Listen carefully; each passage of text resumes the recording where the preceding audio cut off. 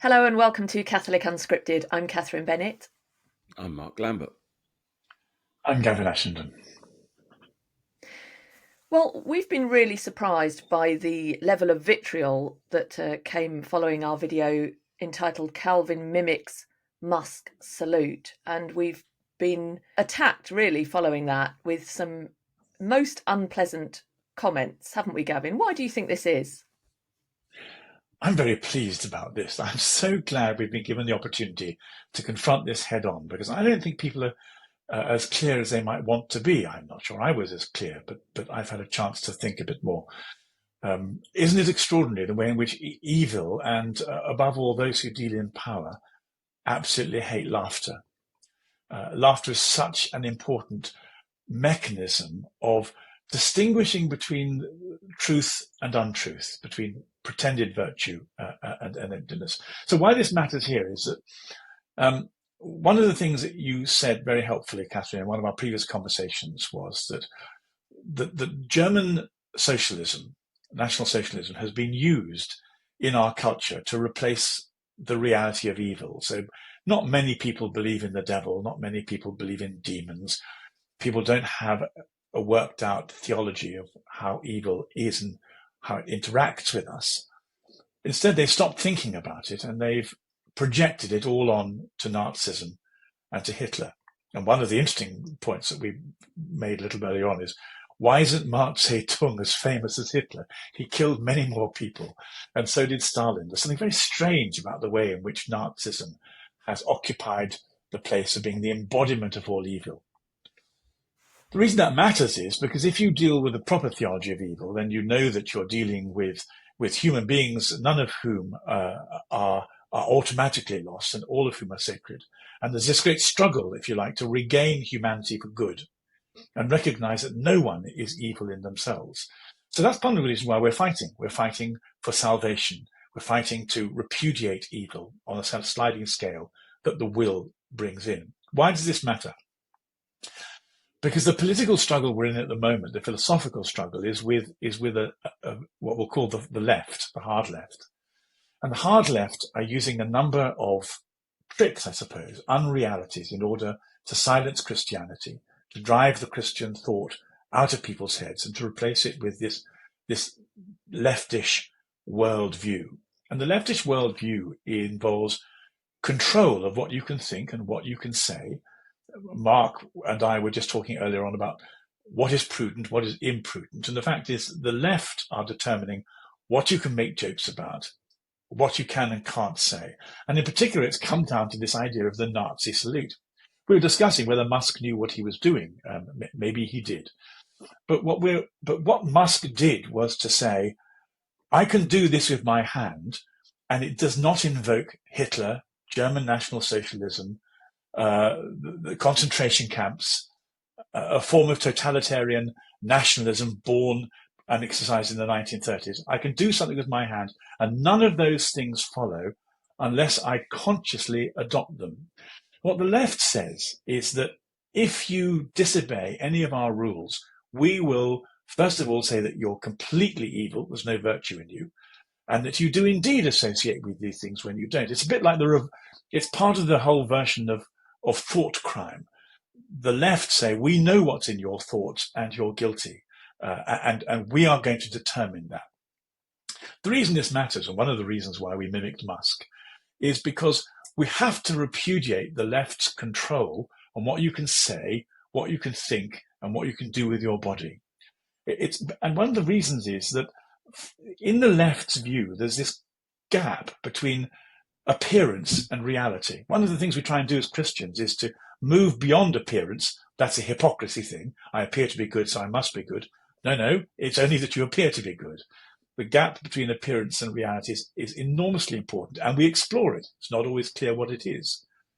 But at the moment, we find ourselves being surrounded by, in the public media, by people who are saying, there are certain things you can't do, certain things you can't say, and we're going to deem them evil before you ever get to explain it.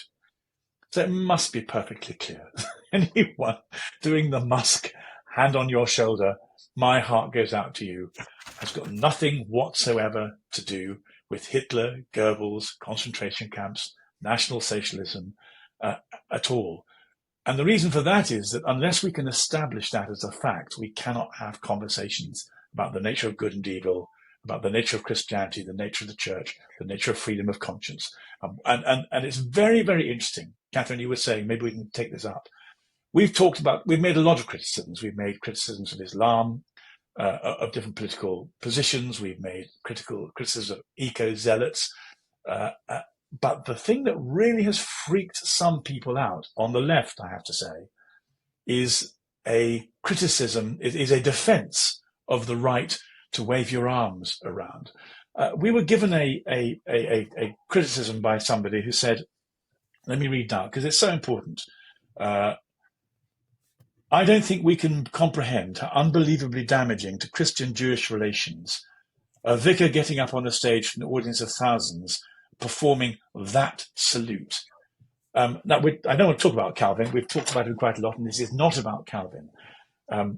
If anybody actually thought that somebody waving their arms in that way and saying, my heart goes out to you, was an invocation of anti-Semitism, their grasp on reality is seriously distorted. And if they try to impose that distorted grasp on reality of other people, it matters very much. I like the fact that Netanyahu was asked about Musk, and he said, of course he's not a Nazi. We know who are Nazis and who aren't, and Musk isn't one, nor is Calvin Robertson, nor are we. We have to repudiate the imputation that appearance and reality are configured in a way that only the left activists understand.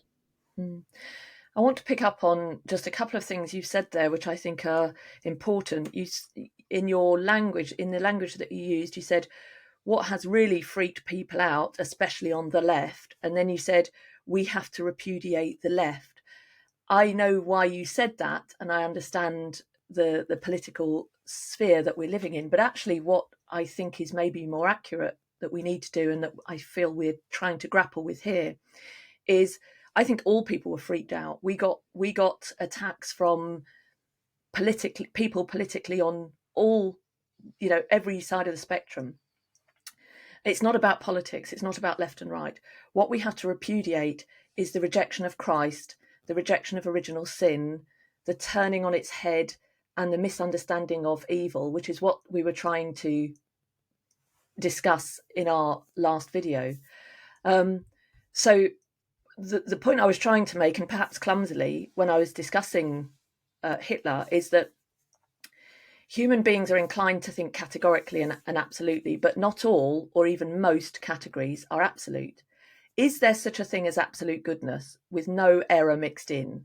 Yes, there is, and that's God and the saints who he has perfected in heaven. But is there such a thing as absolute evil in which there is no admixture of goodness? Well, St. Thomas Aquinas, as well as many others through the history of the church and the church fathers, would say that there is not. So this is not me, Catherine Bennett, Mark Lambert, Gavin Ashenden, just giving our views that you might shout at us for, attack us for. What we're trying to do is talk theology here. We're trying to grapple with the principles of good and evil. On one level, evil is a privation of the good, the absence of something that should be there. Hence, if someone or something were wholly evil, he or it would not exist at all. There would be no there. And so this is not a fight between right and left. This is not something we have to repudiate the left and make a case for the right. We have to recognise that those who are freaked out are on the left, but those who are not freaked out are on the right. Because all we do is we start to play the same silly game that they're playing, which is we can categorise people between good and bad. And there are some on this side who have got the right ideas and some on that side who haven't. Of course, the old Solzhenitsyn line that the line of good and evil runs down every human heart. And I think for me, that is the absolute radical nature of our faith, of Christianity, that we should be able to look at someone even as horrendous as Adolf Hitler, as Joseph Stalin, as Mao Zedong, as these horrendous genocidal figures. And humanly speaking, we cannot look at those figures and see anything redeeming, anything good. we can only point to it and say, that's evil. That man there is evil. You are evil. But Christ died on the cross as much for Hitler and Stalin and Mark Lambert and Catherine Bennett and anyone watching as he did any of us. And that's almost too radical for us to imagine. And if we shut down the possibility to say that, then we're no longer grappling with sin and redemption. We're taking matters into our own hands. We're seeing mankind not as it really is, but how we would like it to be. We're trying to again idealize or utopianize. And I think that's the danger. So I would be reluctant to talk about left and right, even in our own critique, and try and bring it back to sin and redemption, to good and bad, and say we can't. Of course that's hard, but only by God's grace can we look at anyone who, and people said to me, oh, you said Hitler made bad choices. He did. Him and many other figures such as this, genocidal figures, did horrendous things. But the thing that should frighten us most of all is that we have that capacity to do the same. And that's something that really, really needs to be looked at. Instead of saying, you've done this potentially hurtful and harmful thing associated with this human figure of evil that we cannot speak of. We should be speaking of evil. The greatest trick the devil ever played, Baudelaire says, is convincing us that he doesn't exist. Very briefly, clarify what you said. I didn't intend to say left bad, right good, thank you for pointing it out, because otherwise people might think I was. I'm not suggesting that level of political polarization is helpful to us. What I am suggesting is that from the left, we have experienced a degree of social brainwashing. And I think one of the reasons why people that we know who are not leftists were upset is because for the last 20 years, there's been a period of social brainwashing enforcing a degree of psychological conformity on absolutely everybody, whether you vote conservative, reform, or anything else. That doesn't give you immunity from social control. People are terrified of being thought of as being thought criminals. And the pressure of making people conform, it's like masks during COVID. Most people were just too frightened to break away from the crowd. What I'm suggesting is I'm not suggesting we can tell people's opinions from this. I'm suggesting that the degree of thought control and social conformity that's been imposed on our culture is so great that people who would otherwise expect to think independently have been frightened off it. And that's what I'm complaining that the left has done. What is the right guilty of? What are its strengths and weaknesses? Totally different conversation. I don't even want to compare them. I don't believe in symmetry between left and right like that. I'm certainly not saying everything right good, everything left bad. But I am saying I'm shocked, as I was during COVID, at the extent to which people are frightened to break cover and think independently. One of the things I think we're doing here on this channel is trying to confront that degree of that pressure for social conformity and to think independently, because we want to think theologically. We think that believing in Jesus sets us free and gives us a duty to do exactly that. So I just wanted to make that distinction about left and right before we come to Mark. Yes, I know. I do know that, but I thought it worth picking up to absolutely clarify it for Thanks. our viewers. I know, of course, that's your approach as well. It's worth taking a look at a book written by I'm going to completely mess his name up, Czesław Miłosz, The Captive Mind. This is a text he wrote. He was in Poland in the 1950s, and it was a book that attempts to explain the lure of Stalinism to intellectuals, and that is very pertinent to this. What did you call it? I noted it down. This idea that we're very brainwashed and that we can have such thing as thought crime. So I would recommend that book to anyone.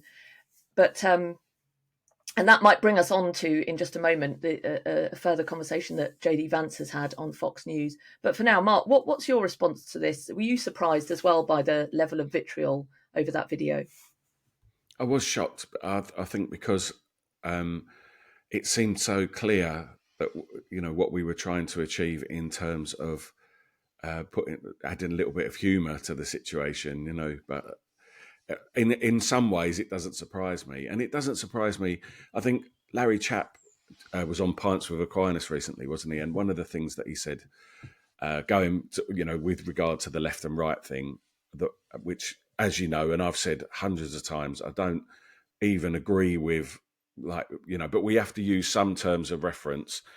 I'm a Catholic, and that's, they are the principles that we're all trying to live by. But we have to have some barometer, don't we, so that we can measure how to speak about things.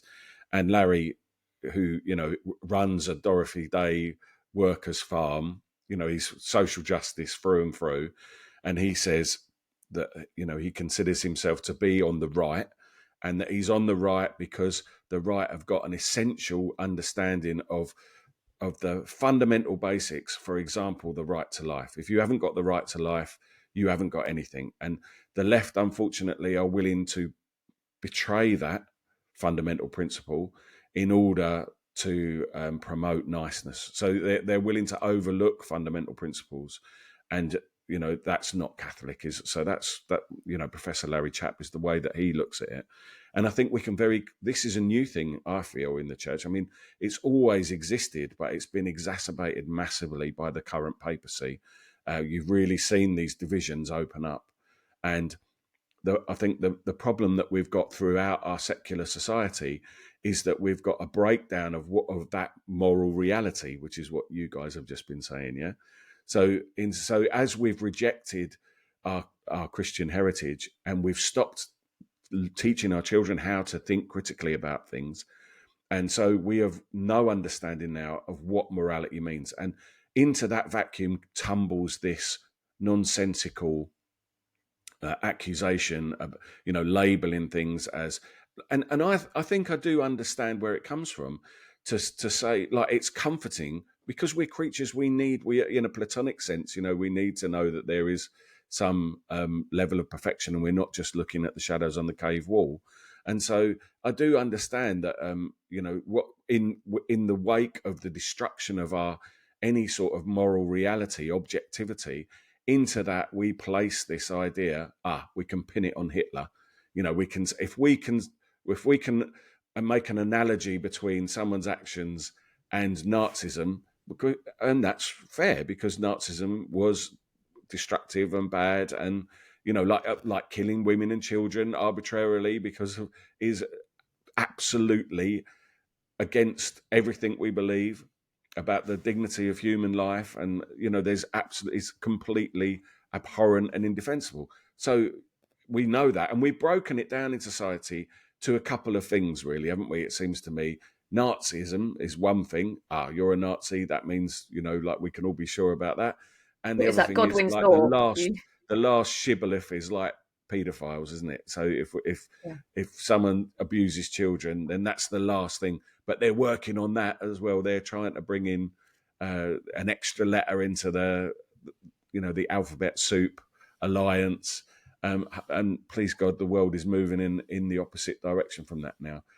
So I was, if we're talking about surprise, I'm surprised, and I know that the vast majority of our audience understood what we were getting at. And I think it's really valuable to have this conversation now, where we're perhaps adding another intellectual layer to it. It's that arbitrary reaction that is like, this is something that's inappropriate or wrong, without any understanding of the context, or the deeper intellectual point and theological point that we're trying to make on top of that, isn't it? Yeah, I think that's absolutely right. And we do see that. And I suppose it's the nature of the culture and the fast moving pace of information and the easy way in which we can fire things at people and not have real dialogue face to face, that this escalates, and it becomes this place where you can just say something, attack something, hide behind your keyboard, and no real dialogue takes place. I would like to encourage our viewers, if they're genuine and genuinely seeking truth, to stop and think, and not to respond in those really immediate ways, and think maybe there is some value here, maybe there's something that should be reflected upon and pay attention to. Well, speaking of people who say things and then the words that they use are immediately leapt on, JD Vance is back in the news again, we've spoken about him recently, and I just did a video a couple of days ago, which you can see on JD Vance's interview with, was it CNN? I don't know. It was a hostile interviewer asking him about Trump's executive orders, and he handled himself very well. And one thing he does do, which we have to say, is JD Vance handles himself very, very well indeed. But he's a great example, isn't he, Mark, of somebody who is in politics. He is a Catholic, and he's able to speak to those Christian ideas in terms of how they might relate to his politics. So he spoke just recently on Fox News about this idea of what is wrong with just caring for the most immediate, those closest to you. And in a political sense, why wouldn't you think America first? Put America first. This is your home. This is our home. This is the home that we have been given to guard, the nation that we have. And as your political leader, it's America and the people of America first.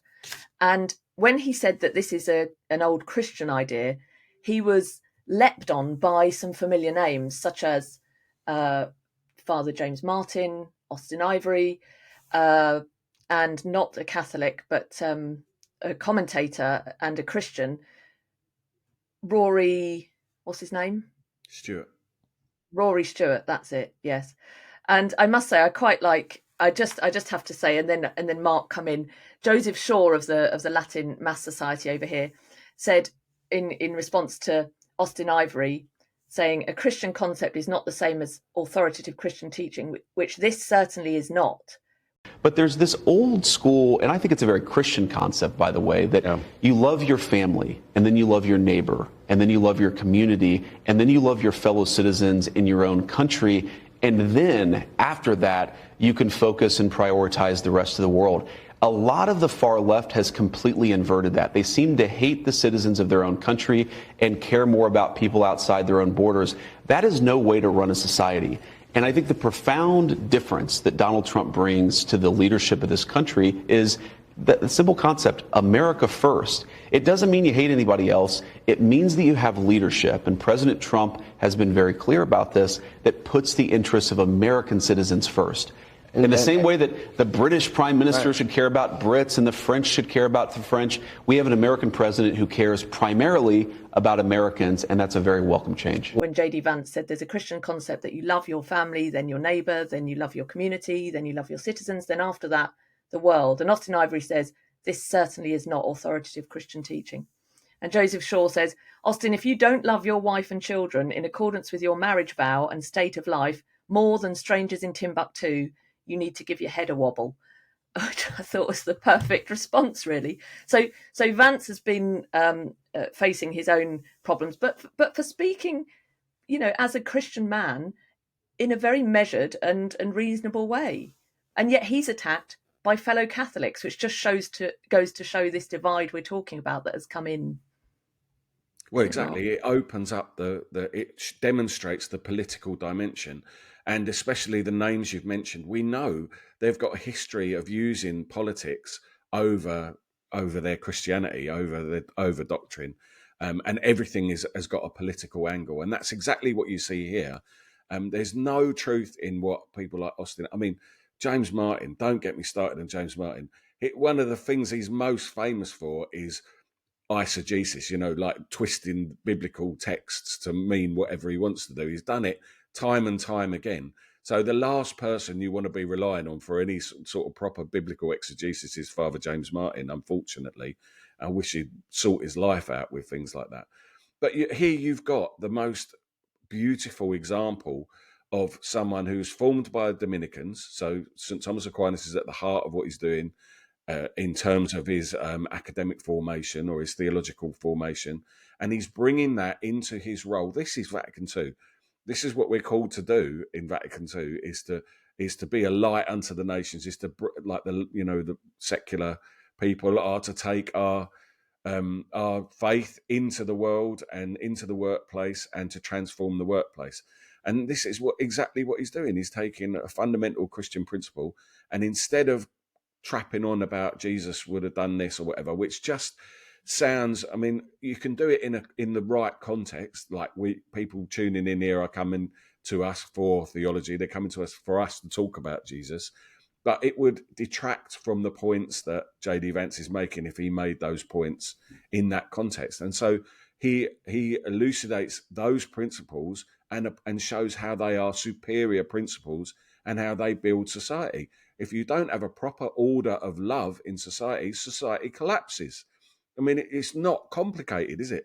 And these lunatics who are arguing against it, exactly, Joe Shaw perfectly laid it out there. It's so obviously true, isn't it? And we often talk about the principle of subsidiarity, which is like that's the sort of extrinsic dimension to this concentric idea of the Ordo Amoris. So, like, these are beautiful theological principles, and you can see how he's applying it in life and taking everyone to school. You know, he's taking everyone to school on it. Yeah. And another thing that came up, which we see often, is this attempt to use the parable of the Good Samaritan against the kind of thing that JD Vance was saying. Look, here was a Good Samaritan, and it wasn't his friends who helped him, it was people far away. And the Good Samaritan, would you say the Good Samaritan has been completely misused by those such as James Martin, again, and Austin Ivory, who are actually undermining the truth of that? And there's a great tradition in our church, isn't there? And I've always understood the Good Samaritan to be really about the salvation history. You know, it's man goes from Jerusalem to Jericho and then is robbed of his glory, stripped of his innocence. His injuries are the sins, and then the Levite and the priest denotes the Old Testament and the law, which can show up the wounds but not heal them. And then the Good Samaritan is our Lord, who, having become man, is brought close and then brings us into the inn, brings the injured man into the inn, the church. And the innkeeper is given the 2 pence, the 2 pennies, the 2 testaments, the Old and the New Testament, and the oil of the sacraments. And then the 2 coins are given to the innkeeper because on resurrection, Christ opens the eyes of 2 disciples at Emmaus. And there's so much more going on in the story of the Good Samaritan, which is really about salvation history and our fall, and Christ coming and giving us the church until he returns. And it says at the end, until. But this has been, again, taken and used in this very shallow way to say the Good Samaritan, let's go to every Catholic child and say what this means is love your neighbour, give money to CAFOD, and everyone those people living in Timbuktu or refugees coming in, open the borders. And it's been twisted and turned, hasn't it, Mark? Yeah, absolutely. I mean, that was a brilliant exposure of what the parable is actually about. But I do think that we have to look at it.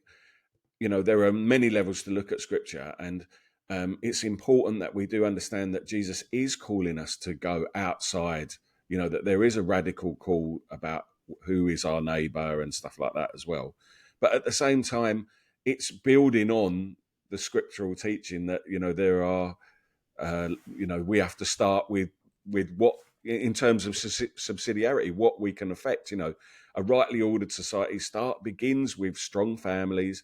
Families build strong communities. Communities create strong nations, and strong nations can bless the world. And if you take one of those steps out, the whole pyramid just collapses.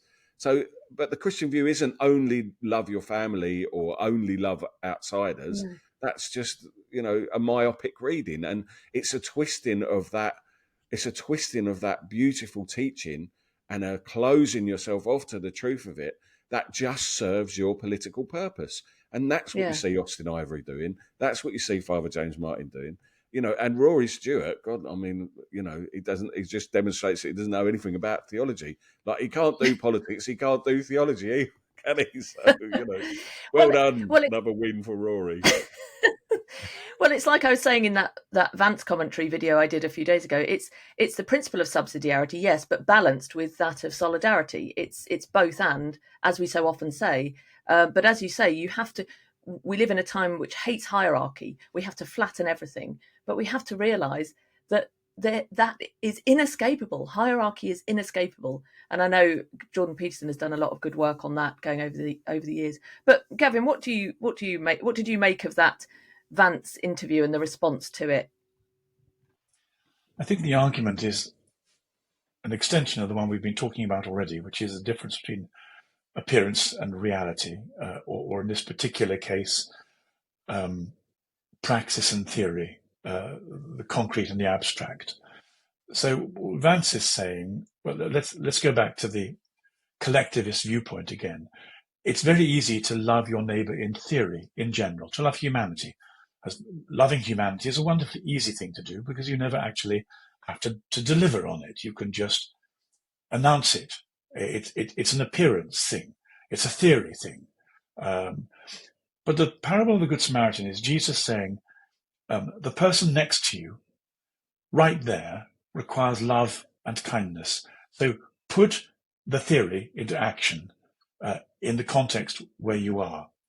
And that's what Vance is talking about. The ordering of love that he talks about is beginning with the people where you are, in reality, nothing to do with appearance, and actually living the love out practically within your reach.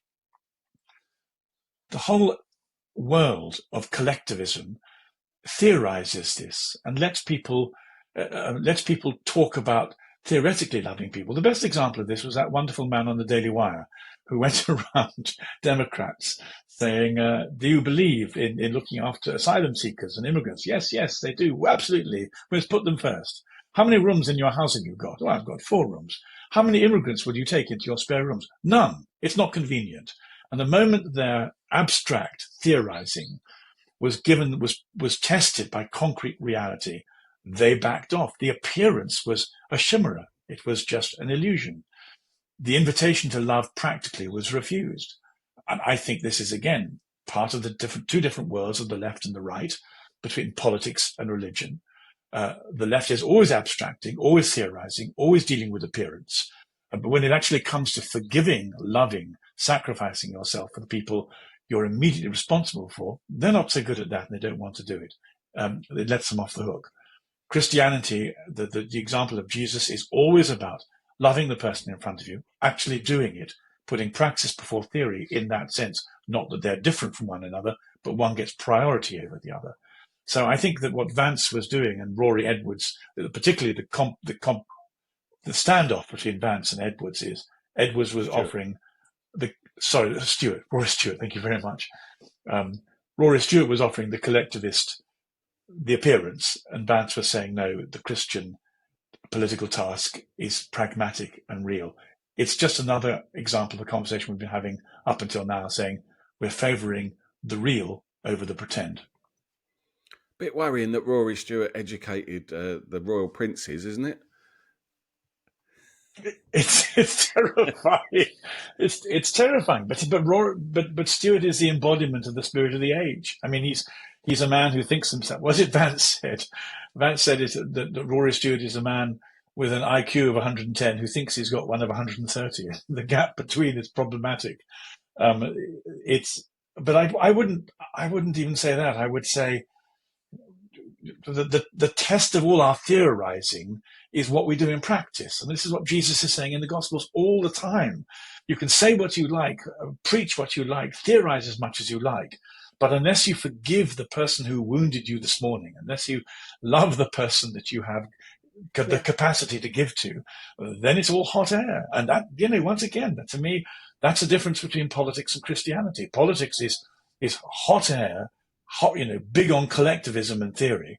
And Christianity is the pragmatic outworking of the principles of politics that if you're engaged in the world of politics, you don't have the resources to implement. You're always organizing other people's lives. It's like Starmer, having benefited enormously from private education, refusing to let other people benefit from what he benefited from because it's against his theories. Always the theory and never relating it properly to praxis. And also, you don't have the grace. I think the thing is, if we think that we can do this on our own, we're such fools. You're quite right. It's this idea of saving humanity, which is this big homogenous blob that you don't have to look at, that you don't have to smell, that you don't have to touch. and see. And that's why Mother Teresa is a saint. Mother Teresa got down in the gutters and pulled children out of bins, and she wasn't powerful in the worldly sense. There were just a couple of quotes which I thought pertinent, which I found in the reading Pope Benedict, again, revisiting Pope Benedict since our last video, which I'd like to share here. One is, Judas is neither a master of evil nor the figure of a demoniacal power of darkness, but rather a sycophant who bows before the anonymous power of changing moods and current fashions. But it is precisely this anonymous power that crucified Jesus, for it was anonymous voices that cried, "Away with him, crucify him." And do not be afraid of seeming different and being criticised for what might seem to be losing or out of fashion. Your peers, but adults too, especially those who seem more distant from the mindset and values of the gospel, are crying out to see someone who dares to live according to the fullness of humanity revealed by Jesus Christ. And I think what JD Vance offers, what I hope others do, I hope indeed we do, is that we might be criticised. We are criticised, of course, we are attacked. But if what we're doing or saying is out of fashion, but in line with the gospel, then that will always appeal, because people are crying out to see that, to hear the gospel, even if it's uncomfortable. I've been thinking about the question that Catherine posed to us early on about why is it always Hitler and never Mao Zedong. I was beginning to get there, but I think I'm nearer there now, and I think it's very important. Although Catherine's quite right in saying that we don't want to sanctify the right and demonize the left do that in order to push their collectivist totalitarianism policies through. Their enemy is the right wing. And so one of the things that they're engaged with is a policy of distraction. And the distraction is that actually the real murderers of scale have been on the left. Mao Zedong killed something like 90 people, Stalin about 60 million people. If you add the Pol Pot, the experiments of leftist totalitarianism in the last 150 years have produced the murder of human beings on an unimaginable scale. The right is bad. Fascism is awful. Nazis were bad. Mussolini is unpleasant. Franco was very dubious. But the scale is entirely different. What the left are trying to do is to distract us from the scale of their murders by pointing us always to the right, so we don't look at the left and what they do. And I think that's partly why they've chosen Hitler, and they're giving Mao Zedong and Pol Pot and Stalin and Lenin a free pass. It's in order that we always look to the right and never see what the implications of the totalitarianism coming at us from the left, which has been so successful and has our society by the throat in the new form of cultural Marxism instead of economic Marxism, I think is an exercise in distraction. And that's why we're doing it, and we should repudiate it. And one of the ways we repudiate that is not allowing Hitler and Nazism and German National Socialism to be the complete embodiment of evil, but actually deal with the metaphysics rather than the pseudo-politics that the left impose on us. And also, it's the idea of victimhood. We're in a victimhood culture very much, but Christ is the perfect victim. Christ is the perfect victim, and he overcame Satan. And that is the paradigm that cannot be replaced by any other paradigm that gives us a perfect victim and a perfect enemy. So we cannot overlay anything, and we have to keep it with the correct moral paradigm, and the correct moral paradigm of good and evil, which is Christ, the battle between good and evil, between Christ and Satan. Cool. I just had a real moment of insight there with that. Do it. Like, exactly. Well, just what you were saying, that it's really interesting that that Nazism is like the ultimate evil, and the other things, you know, the communist things aren't, and they keep pushing communism. Like, that's really weird, isn't it? You know, I hadn't connected that before, but it is really weird that, you know, like you say, the killing fields in Vietnam or whatever, you know, these atrocious things that happened, but we keep giving communism a try. It'll work eventually. You know, what's that all about? Yeah, and this is also part of the surprise at the outrage, because I went to vote at my local elections a couple of years ago and saw straight up Communist Party member on the ballot, and people calling each other comrade and posters of Che Guevara and stuff. I saw that amongst teachers in state schools. And this is apparently just laughable. This is funny. This is silly. You either agree or you disagree, but you chalk it up to just, a bit of nonsense, Citizen Smith. But you do what was just a mimicry of Musk mucking around as a joke, and it's absolutely no. This is why we're doing this program, is because there is no room for any conversation or humour around that. It's taboo. They've turned the right into a taboo, and that deliberately to stop you examining the questions in an even-handed way. It's too complicated for some people to work out, it seems, even some quite clever people. Apparently so, yeah. Well, thank you both for meeting this morning, and I hope you have got into your witness protection programs successfully. We'll be back as soon as we can. But for now, thanks for watching. I'm Catherine Bennett. I'm Mark Lambert. And I'm Gavin Ashenden.